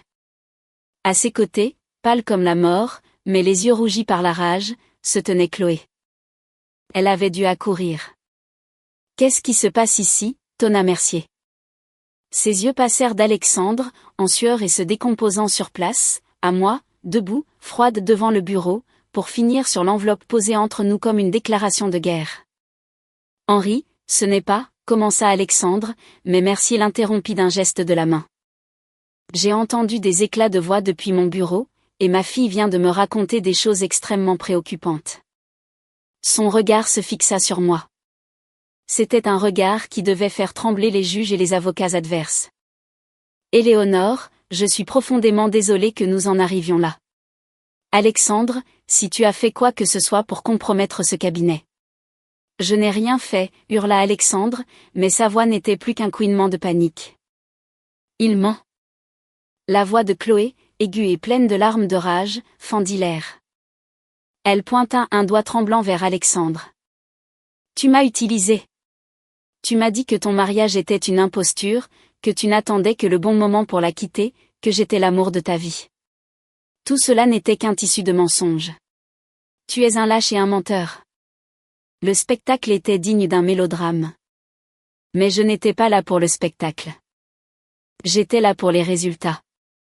Monsieur Mercier, dis-je, m'adressant à l'associé principal avec un calme qui contrastait singulièrement avec l'hystérie des deux autres. Je m'excuse que vous ayez à assister à cette scène déplaisante, mais comme vous pouvez le constater, la situation personnelle de votre associé affecte gravement l'éthique professionnelle et je crains, les finances de votre cabinet. Je ramassai l'enveloppe et la lui tendis. Voici ma demande de divorce. À l'intérieur, vous trouverez les preuves détaillées des virements irréguliers qu'Alexandre a effectués depuis nos comptes joints, destinés en grande partie, d'après mon détective, à couvrir des dépenses liées à sa relation avec votre fille. Appartement, bijoux, vacances. Mercier devint livide. Il prit l'enveloppe comme si elle était brûlante. Est-ce vrai, Alexandre? Sa voix n'était plus qu'un grondement sourd et dangereux. Henri. Elle exagère. C'était pour l'aider. Chloé avait des dettes, tu n'allais pas, ne m'utilise pas comme excuse, espèce de, hurla Chloé. Ses larmes de fureur s'étaient arrêtées. Il n'y avait plus que de la haine féroce et blessée dans ses yeux. J'ai dépensé mon propre argent. Ton argent servait juste à m'acheter, à me faire taire. Tu es pathétique. Alexandre ressemblait à un animal acculé, jetant des regards de l'un à l'autre, cherchant une issue qui n'existait pas. La façade de l'avocat brillant, de l'homme du monde, s'était complètement effondrée, ne laissant derrière elle qu'une coquille mesquine et terrifiée. Assez, dit Mercier, son autorité remplissant la pièce. Il regarda sa fille avec un mélange de déception et de fureur. Chloé, va dans mon bureau. Tout de suite. Puis il se tourna de nouveau vers moi. Éléonore, je suis sincèrement désolé pour ce qui s'est produit. Vous avez ma parole que cette affaire sera traitée avec la plus grande rigueur en interne. Nous ne tolérons aucun comportement qui compromette notre réputation. Je n'en attends pas moins, hochai-je la tête. Parce que si les mesures appropriées ne sont pas prises, je me verrai contrainte de rendre ces informations publiques. Non seulement pour mon divorce, mais aussi pour protéger d'autres femmes qui pourraient croiser son chemin. Je regardai directement Alexandre. Mon avocate, maître Vasseur, attend votre contact. J'ai pris mon sac. La boucle était bouclée. J'avais planté la graine du doute, de la méfiance, à l'endroit qui importait le plus pour Alexandre, son travail, son prestige. Henri Mercier ne le regarderait plus jamais de la même manière, et Chloé, l'amante éconduite, serait sa pire ennemie entre ses murs. Alors que je sortais du bureau, le silence dans l'espace de travail était absolu. Tous les regards étaient rivés sur moi. Certains exprimaient de la pitié, d'autres de l'admiration. La plupart n'étaient que de la pure curiosité morbide. Je marchais la tête haute, sentant la rumeur se propager comme une traînée de poudre dans mon sillage. Juste au moment où j'atteignais les portes vitrées, j'entendis des pas courir dans le couloir. Attends. C'était Alexandre. Il s'était échappé de son bureau. Son visage était rouge, ses yeux suppliants. Éléonore, s'il te plaît. Je suis désolée. Je suis vraiment désolée. Dis-moi ce que je dois faire. N'importe quoi, mais ne détruis pas ma vie. Je me suis arrêtée. Je me suis retournée lentement. Tous les avocats, juristes et secrétaires retenaient leur souffle. C'était la scène finale, et c'était moi qui avais écrit le scénario. Ta vie, Alexandre, dis-je d'une voix si claire que tout le monde pouvait l'entendre, tu l'as détruite toi-même. La première fois en mentant à ta femme. La deuxième fois en utilisant notre argent pour acheter des bijoux à une autre. Et cette nuit entière que tu as passée dans une chambre d'hôtel pendant que je t'attendais dans un parking. Je n'ai rien détruit. J'ai juste arrêté d'attendre, et je suis partie. Les portes vitrées se refermèrent derrière moi, scellant le scandale, la honte et le désastre que je laissais derrière moi. Sur le trottoir du boulevard Haussmann, le soleil de midi était d'une luminosité aveuglante. J'ai pris une grande inspiration. L'air sentait la circulation, le café, la ville. Il ne sentait pas le mensonge. Il ne sentait pas le parfum bon marché et la culpabilité. Mon téléphone a vibré. Un SMS de Sandrine, tout va bien? Tu as besoin que je vienne? J'ai souri pour la première fois depuis bien longtemps. Un sourire fatigué mais propre. J'ai répondu, c'est fait. Que le spectacle commence. On se retrouve à la maison. Apporte du vin, le plus cher. J'ai levé les yeux vers les fenêtres du cabinet. Là-haut, mon ancienne vie tombait en poussière. Et ici-bas, dans la rue, j'étais enfin entière, vivante. Le vin blanc bien frais avait un goût de victoire. Une victoire amère, épuisante, mais une victoire malgré tout. Sandrine et moi étions dans le salon du Penthouse, les chaussures jetées par terre, les pieds posés sur la table basse. La lumière de la fin d'après-midi pénétrait par les fenêtres, baignant les vestiges de mon ancienne vie d'une lueur chaleureuse. Tout me semblait étranger désormais. Les coussins que nous avions choisis ensemble, la photo encadrée de notre lune de miel à Hawaï, le vase de créateur qu'Alexandre avait payé une fortune. Tout cela n'était que les vestiges d'un naufrage. Je n'arrive pas à croire que tu aies déposé les papiers en plein milieu du cabinet, dit Sandrine en secouant la tête avec un sourire admiratif. Tu as un courage d'acier. Je n'avais pas le choix. Je devais le faire là où ça lui ferait le plus mal, là où c'était réel. Si je l'avais fait ici, il aurait trouvé un moyen de retourner la situation pour en faire une simple dispute domestique, un énième malentendu. Là-bas, devant tout son monde, il n'avait pas d'échappatoire. Eh bien, Henri Mercier n'oubliera jamais cette scène. Chloé non plus. Cet idiot s'est vraiment construit son propre cauchemar, dit-elle en prenant une gorgée. Et maintenant? La partie juridique ennuyeuse? J'espère. J'espère que ce sera rapide et que cela me donnera la moitié de tout ce qui m'appartient, ce qui représente beaucoup. Je soupirai, posant mon verre sur la table. Le pire est passé désormais. Tout le monde sait. Il n'y a plus de secret à garder. La sonnette retentit, un bruit strident et insistant. Sandrine et moi échangeâmes un regard. Tu attends quelqu'un? Dis-moi que ce n'est pas la presse, plaisanta Sandrine. Mais elle se leva et regarda par le Judas. Son expression s'assombrit instantanément. C'est maman. Un nœud se forma dans mon estomac. Je n'étais pas prête pour une autre bataille, surtout pas avec elle, mais je savais qu'elle était inévitable. J'ai ouvert la porte. Ma mère, Martine, se tenait sur le palier. Elle portait un manteau léger, bien qu'il ne fasse pas froid, et son sac à main était serré contre elle. Son visage, d'ordinaire si soigné et serein, était pâle. Ses yeux étaient légèrement gonflés, bien qu'elle ne pleure pas. Elle affichait une expression déterminée, celle-là même qu'elle portait lorsqu'elle m'emmenait chez le médecin pour mes vaccins d'enfance. Ça fera mal, mais c'est nécessaire. Éléonore, laisse-moi entrer. Son ton n'admettait aucune réplique. Je m'effaçai. Elle entra, vit Sandrine, les verres de vin. Cette atmosphère à la fois de deuil et de célébration, et sa bouche se crispa un peu plus. Sandrine, j'aimerais parler à ta sœur seule. Tout ce que tu as à me dire, tu peux le dire devant elle, intervins-je avant que Sandrine ne bouge. Il n'y a plus de secret ici. Plus maintenant. Ma mère hocha amèrement la tête. Elle s'assit sur le rebord du canapé sans retirer son manteau, comme si elle ne comptait pas rester longtemps. J'ai parlé avec la mère d'Alexandre. Un lourd silence s'abattit sur la pièce. J'imagine, dis-je en croisant les bras. Elle est effondrée. Elle dit que tu as détruit son fils, que tu l'as humilié publiquement, que tu as ruiné sa carrière. Que toi. Que j'ai fait exactement ce qu'il méritait, la couper je, sentant la colère que je croyais épuisée se rallumer. Et qu'est-ce que tu lui as dit, maman? Que son fils est sain? Que je suis hystérique? Je lui ai dit que j'étais tellement désolée. Ma mère me regarda, et pour la première fois, je vis autre chose que de la désapprobation dans ses yeux. Je vis de la peur.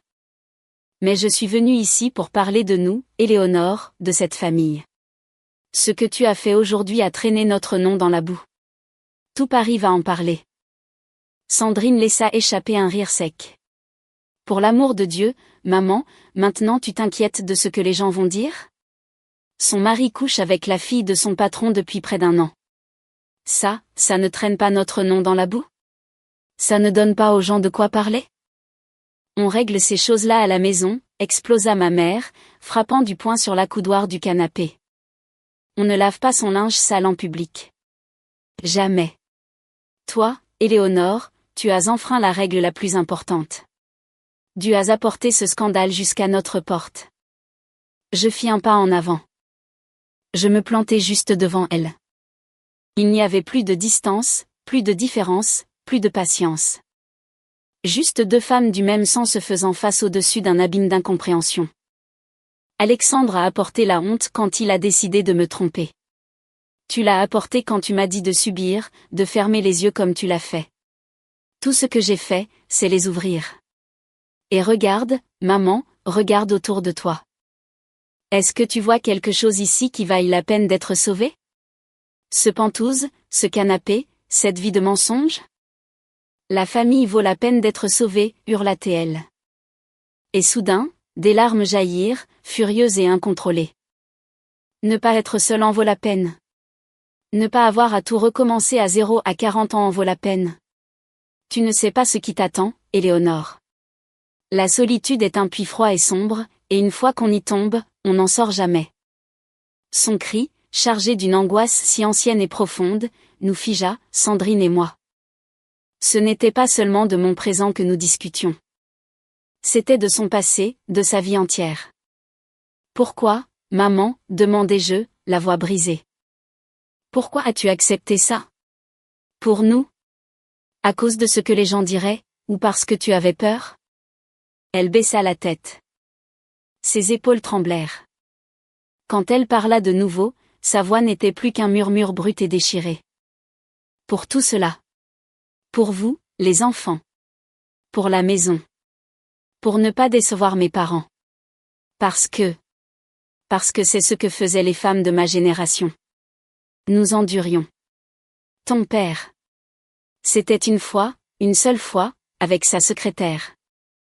Une idiote de 20 ans qui croyait qu'il allait me quitter pour elle.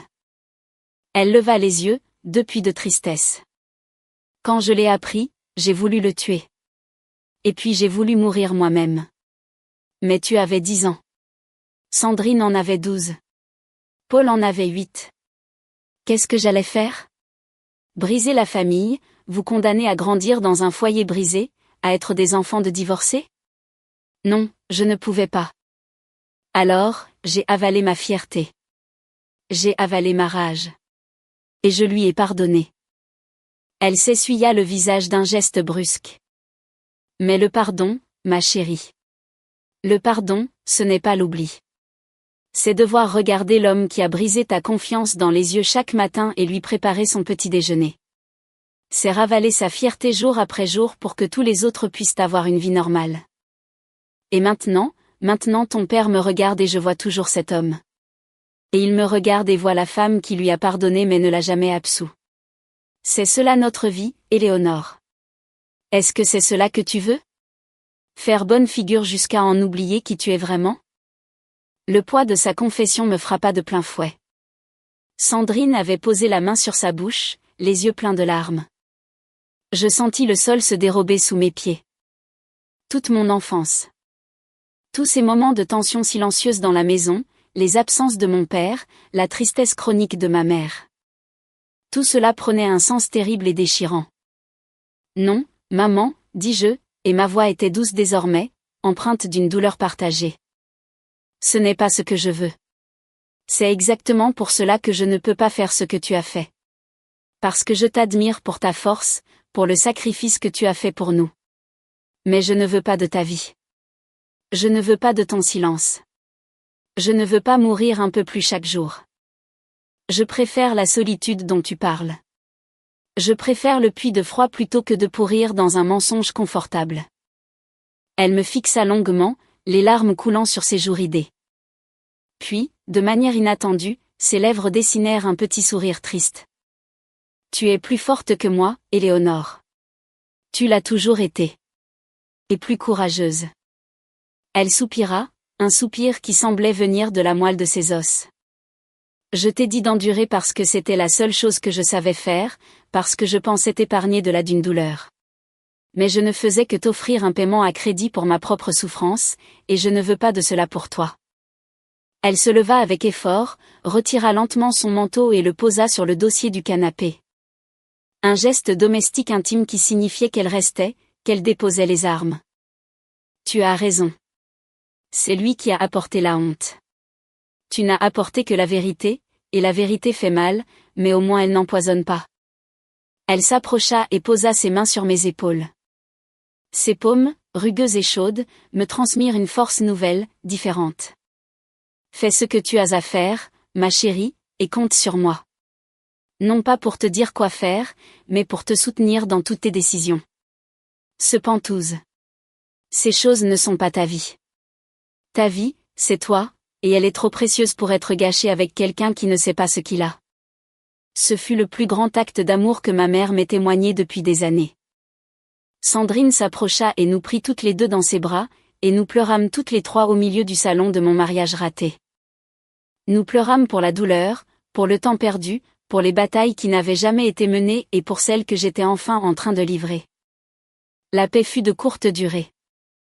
Le lendemain, la mère d'Alexandre, Thérèse, se présenta à ma porte. Elle n'était ni effondrée ni suppliante. Elle arrivait avec la dignité blessée d'une mère défendant son petit, mais aussi avec l'intelligence pratique d'une femme de son rang social. Éléonore, est-ce que nous ne pouvons pas régler cela autrement, dit-elle sans même prendre la peine de s'asseoir. Une séparation temporaire. Une thérapie. Alexandre est détruit. Il sait qu'il a commis une erreur monumentale. Ce n'était pas une erreur, Thérèse. C'était un choix. Des milliers de choix chaque jour pendant des mois. Et la thérapie ne guérit pas le manque de respect et la déloyauté. Elle hocha amèrement la tête. Il te donnera tout ce que tu demanderas. Le Pentouze, une pension généreuse. Mais ne ruine pas sa carrière. si tu vas au tribunal avec ces preuves que tu prétends détenir, il ne perdra pas seulement tout avec toi. Il perdra tout court. Et tu ne veux pas de cela. C'est le père des enfants que vous auriez pu avoir. Nous n'avons pas d'enfants. Et Dieu merci pour cela, dis-je sans ciller. Et je ne veux pas ruiner sa carrière. Je veux juste ce qui m'appartient et je veux être loin de lui pour toujours. Dites à votre fils que s'il signe l'accord de règlement amiable sans broncher, sa vie professionnelle pourrait survivre, même s'il doit changer de cabinet. C'est mon offre. La seule. Thérèse me regarda, et dans ses yeux, je vis qu'elle avait compris. Elle savait qu'elle avait perdu. Son fils n'avait plus aucune marge de manœuvre. Elle hocha la tête une fois et repartit sans un mot de plus. Ce soir-là, comme un écho prévisible, survint la dernière tentative d'Alexandre. Ce ne fut pas un appel téléphonique. Ce fut lui, en personne. À 1 heure du matin, frappant doucement à la porte. Je regardai par le Judas. Il était méconnaissable, arborant une barbe de 3 jours, sentant le whisky et le désespoir.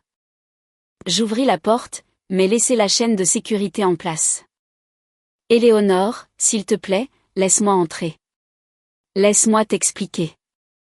Je t'ai assez écouté, Alexandre. Il n'y a plus rien de nouveau que tu puisses dire. Je t'aime, cria-t-il, sa voix se brisant dans un sanglot. Je réalise que je t'aime. L'histoire avec Chloé était stupide. Une façon de fuir. Je ne sais pas mais tu es ma vie. Ce que nous avons, nous ne pouvons pas le jeter à la poubelle. Je le regardais à travers l'entrebâillement de la porte, cet homme qui m'avait fait rire autrefois, avec qui j'avais rêvé d'un avenir, à qui j'avais juré un amour éternel. Je ne ressentais plus rien. Ni colère, ni haine, ni amour. Juste un immense vide et un profond soulagement. Non, Alexandre, dis-je avec un calme absolu. Tu ne m'aimes pas. Ce que tu aimes, c'est la vie que tu avais. Cette vie confortable et respectable avec une épouse qui repassait tes chemises et sauvait les apparences. Ce que tu veux, c'est que je glisse ta honte sous le tapis comme le ferait une bonne épouse. Mais je ne suis plus cette femme, et cette vie est finie. Tu l'as tuée. Nous pouvons essayer, supplia-t-il, posant son front contre le bois de la porte. Non, parce que je ne t'aime plus. Et on ne peut rien construire sur un gouffre. Va-t'en, Alexandre. Parle à ton avocat, signe les papiers et laisse-moi tranquille. C'est la seule chose décente que tu puisses encore faire pour moi. J'ai refermé la porte. Je l'ai entendu glisser de l'autre côté jusqu'à s'asseoir sur le palier. J'ai entendu un sanglot étouffé. Puis, après un moment, j'ai entendu ses pas s'éloigner, de plus en plus lents, jusqu'à disparaître. Je me suis appuyé contre la porte, de mon côté.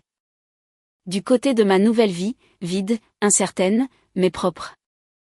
Pour la première fois depuis très longtemps, je me sentais en paix. Le dernier lien, celui de l'amour mort, avait été rompu. Il ne restait plus que du papier, de l'encre et la loi, et j'étais prête. Le palais de justice sentait l'encaustique, la peur et la bureaucratie. Une odeur de rance qui n'avait pas changé depuis des décennies. Moi, Éléonore, j'étais assise sur un banc de bois dur dans la salle d'audience, flanquée de maître Olivia Vasseur, dont la présence à mes côtés était aussi solide et rassurante qu'un cuirassé. En face de nous, à l'autre table, siégeaient Alexandre et son avocat, un homme à l'air fatigué qui n'avait de cesse de chuchoter à l'oreille de son client avec une frustration évidente. Alexandre me regardait à peine. Il semblait plus mince, consumé. Il portait un costume coûteux, mais qui flottait sur lui. Son élégance n'était plus qu'une pâle imitation d'elle-même. Moi, en revanche, je portais une robe bleu marine toute simple. Ce n'était pas le costume d'une victime ni d'une vengeresse. C'était l'uniforme de quelqu'un qui venait clore une affaire commerciale. Madame la juge, commença l'avocat d'Alexandre lorsque la juge, une femme d'âge mûr aux lunettes cerclées de métal, demanda les déclarations liminaires. Mon client souhaite exprimer ses profonds regrets pour les erreurs commises, qui ne visaient en aucun cas à entacher le respect qu'il porte à Madame Bertrand.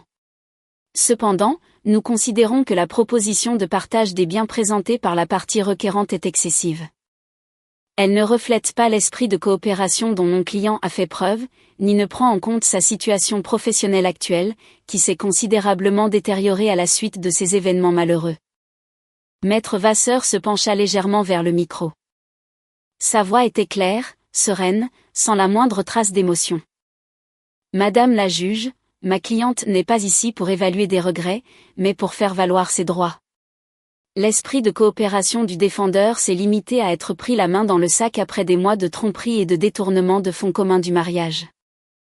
Notre proposition est juste, et quant à sa situation professionnelle, elle découle directement de ses propres actes, et non de ceux de ma cliente, que nous avons d'ailleurs largement documentés. La juge feuilleta l'épais dossier de la procédure. Je vois que la partie requérante a fourni un dossier de preuves très complet. Des objections quant à sa validité, maître? L'avocat d'Alexandre déglutit difficilement. Madame la juge, certaines de ces preuves ont pu être obtenues d'une manière.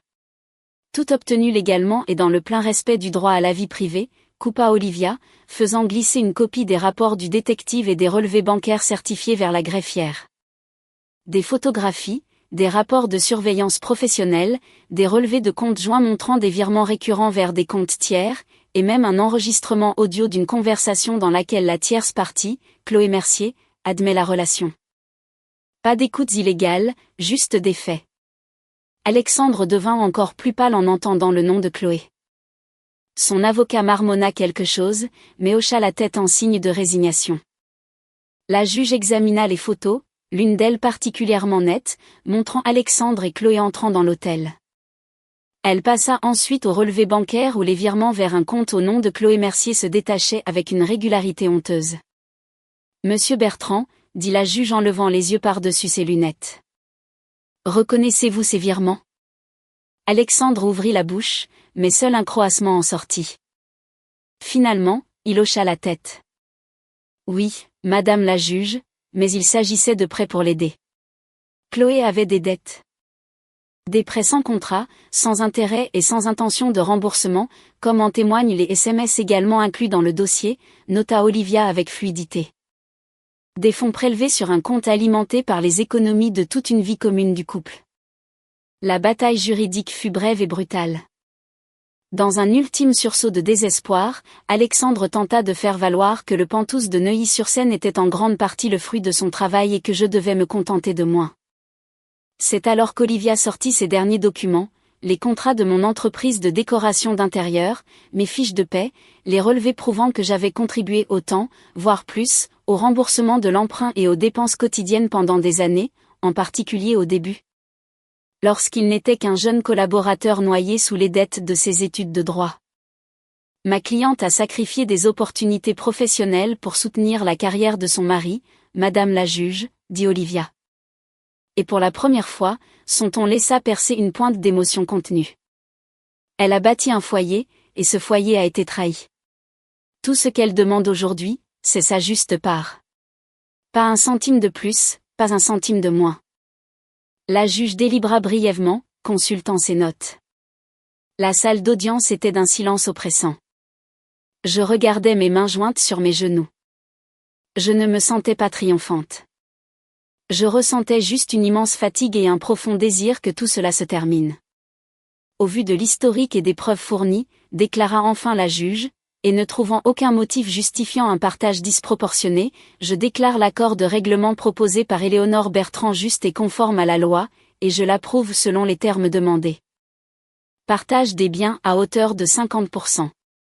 Prestations compensatoires accordées compte tenu de la disparité actuelle des revenus, comme demandé. La garde de l'animal de compagnie commun, un chat nommé Gribouille, revient à Éléonore. Elle referma le dossier d'un coup sec. Je souhaite la paix aux deux parties pour la suite. L'audience est levée. Un coup de marteau, et c'était fini. 7 ans de ma vie réduits à quelques minutes de jargon juridique et de répartition de biens. Olivia me serra le bras, souriant avec une satisfaction professionnelle. De l'autre côté de l'allée, l'avocat d'Alexandre lui parlait à voix basse tout en rangeant ses dossiers dans son porte-documents. Alexandre ne bougeait pas. Il me fixait avec des yeux rougis, un mélange d'incrédulité et de haine. Je sortis de la salle d'audience sans me retourner. Dans le couloir, frais et calme, je pris une grande inspiration. Olivia me tendit une copie certifiée conforme du jugement. C'est fait, Éléonore. Tu es libre et financièrement à l'abri. Tu as gagné. Je n'ai rien gagné qui ne m'appartenait pas déjà, dis-je en rangeant le document dans mon sac. Mais merci, Olivia, pour tout. Alors que je descendais les marches du palais de justice, le soleil du milieu de matinée d'une luminosité aveuglante, Alexandre me rattrapa. Éléonore, attends, s'il te plaît. Je m'arrêta. Je ne dis rien. Alors c'est comme ça que tout se termine?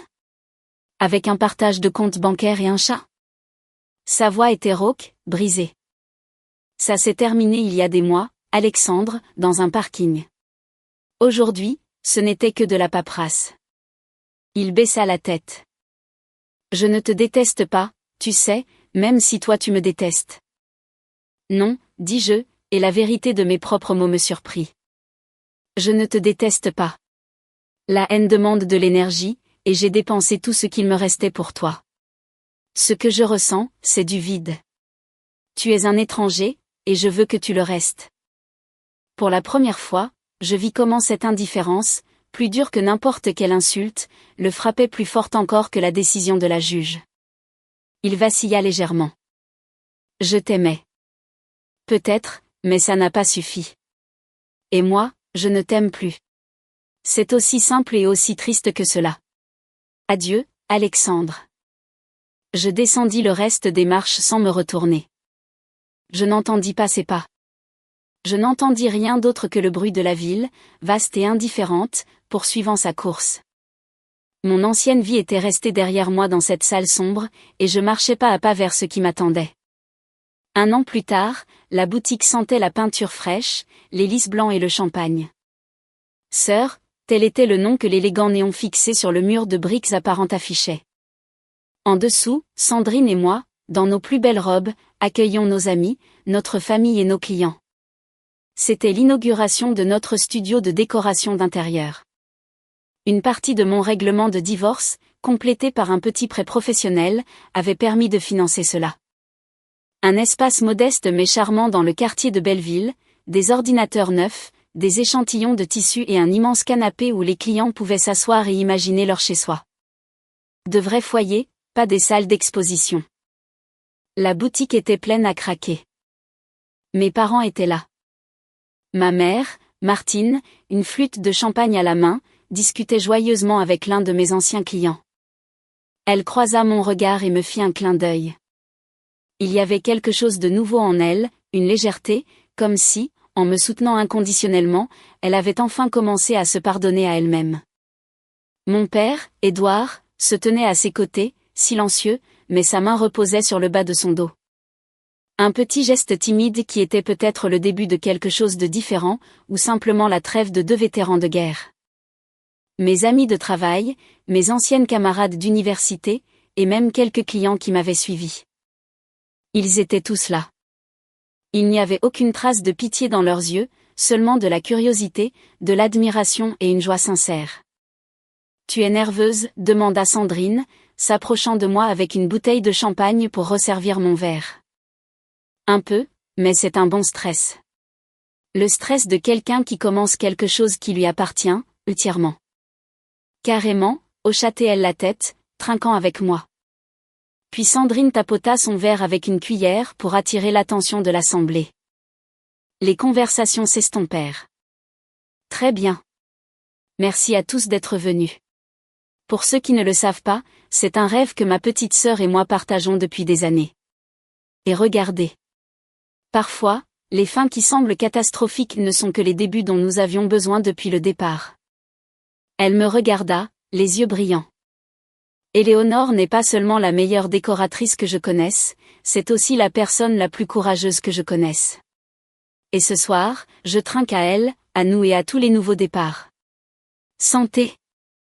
Santé, fit écho la foule, et le bruit des verres qui s'entrechoquaient remplit la pièce. Dans ce moment-là, à travers la foule, j'aperçus Michel Roussel, le détective privé. Il se tenait près de la porte, une bière à la main, observant la scène avec un sourire presque imperceptible. Nos regards se croisèrent. Il me fit un léger signe de tête. Le salut d'un professionnel à une cliente satisfaite, ou peut-être d'une personne à une autre qui venait de sortir d'un tunnel sombre. J'y répondis d'un signe de tête. Il se retourna et s'éclipsa par la porte, sa tâche accomplie. Sa marque discrète mais indélébile laissée sur ma vie. Plus tard, alors que la fête commençait à toucher à sa fin, je sortis sur le pas de la porte de la boutique. La nuit parisienne était douce, vibrante de vie. Dans la poche de ma robe, mon téléphone vibra. C'était un SMS d'un numéro inconnu. Je l'ouvris avec prudence. C'est Chloé. Je sais que tu n'es pas obligé de répondre. Je voulais juste te dire que j'ai déménagé à Londres et que tu avais raison. Ce n'était pas de l'amour. C'était autre chose, et cela m'a coûté cher. J'espère que tu vas bien et que tu auras beaucoup de clients. Adieu. Je le lus 2 fois. Puis je supprimai le message. Ce n'était pas par rancœur. C'était simplement que son chapitre et celui d'Alexandre appartenaient à un livre que j'avais déjà refermé. Je n'avais pas besoin d'épilogue pour ces personnages. Sandrine sortit et s'appuya contre le montant de la porte à mes côtés. Tout va bien? Oui, dis-je. Et c'était vrai. Tout allait bien. Je levai les yeux. Entre les immeubles en briques de Belleville, je pouvais apercevoir un coin de ciel étoilé. Ce n'était pas une aube comme celle du parking de l'hôtel. C'était une nuit pleine, sereine, conquise. J'avais perdu un mariage, mais j'avais gagné une complicité fraternelle plus forte, un métier que j'aimais, un morceau de paix et le droit, difficile mais merveilleux, d'écrire ma propre histoire. Sans mensonge, sans compromis, sans personne à mes côtés qui ne veuille pas être là pour moi, et seulement pour moi. Allez, viens, dit Sandrine en me tirant doucement par le bras. Il reste du champagne. Et notre premier client arrive demain à 9h. La vie continue, Serette. Je la suivis à l'intérieur, retournant vers la chaleur des gens qui m'aimaient, vers la lueur des néons de notre propre entreprise. La vie continuait, en effet, et pour la première fois depuis très, très longtemps, j'avais réellement envie de la vivre.